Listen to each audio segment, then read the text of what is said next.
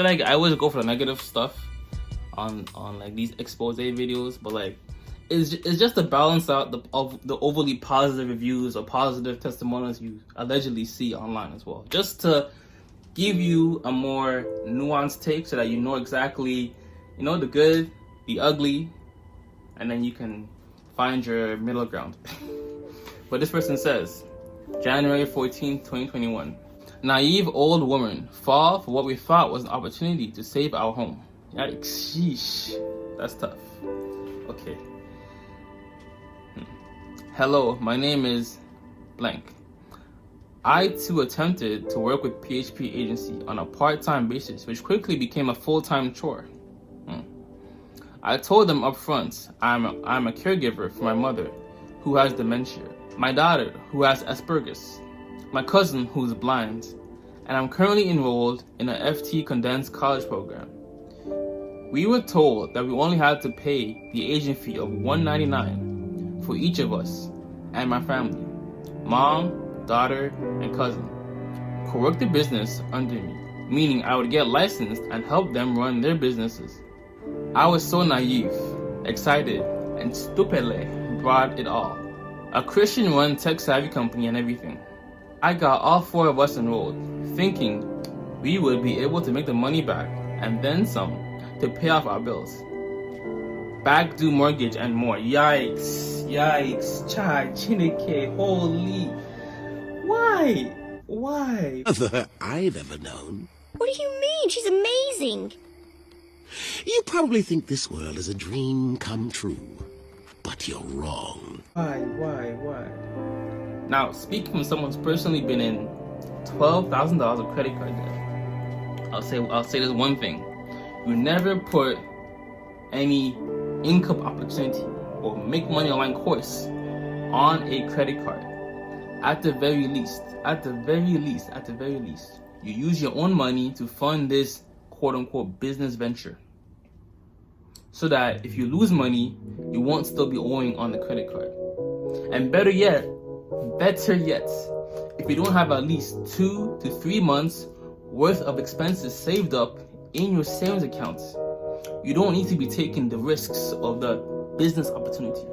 Yes, we've heard time and time again of all the stories of people who went from rags to riches, but what about all the other stories of people who just ended up in swamp of debt, swamp of financial chaos?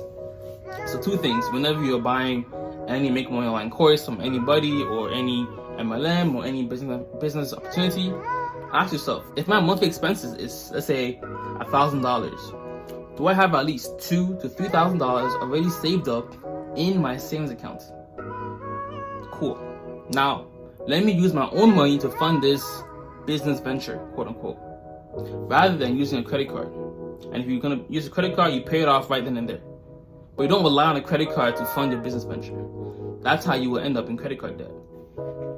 But this is the type of stories that people don't talk about. Sheesh. And then, after I signed up, I was told I needed to give $200 to join the big event. $150 for, I think, exam prep. Then $80 to $95 per month for an insurance policy on me, and eventually up to $500 for getting licensed. Sheesh. Guys. Dang. Hey, do you mind paying for this? I don't have any cash. Sure, I'll just put it on my credit card. I'm never going to pay it back anyway. Because I have $30,000 in credit card debt. When they call, I tell them I can't pay it back yet. I was stupid, and our stimulus checks went to paying all of this. Holy code. Except for licensing. Instead of paying overdue bills, chai.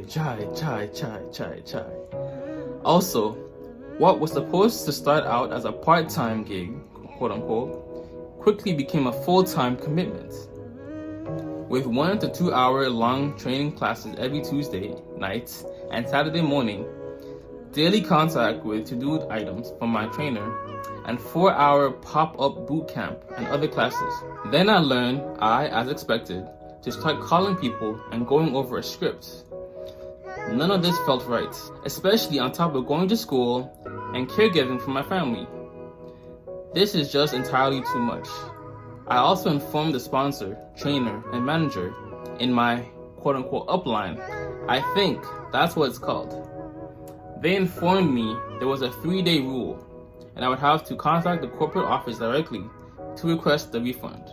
I attempted to chat and or locate an email address on the phpagency.com website and only found ways to contact them without being able to explain my request. At this point, all I want is to quit and be reset, where we were before PHP crossed my path on social media. Jeez. And then their reply is basically, at this point, your account does not qualify for a refund, given the 3-day business rule. But yeah, and that was a tough story. They used their stimulus checks, instead of paying overdue bills, they paid for PHP. Yikes. But hopefully, I haven't scared you off from PHP. But at least now you'll make a more informed business decision before getting in bed with Patrick Bet-David and PHP Agency.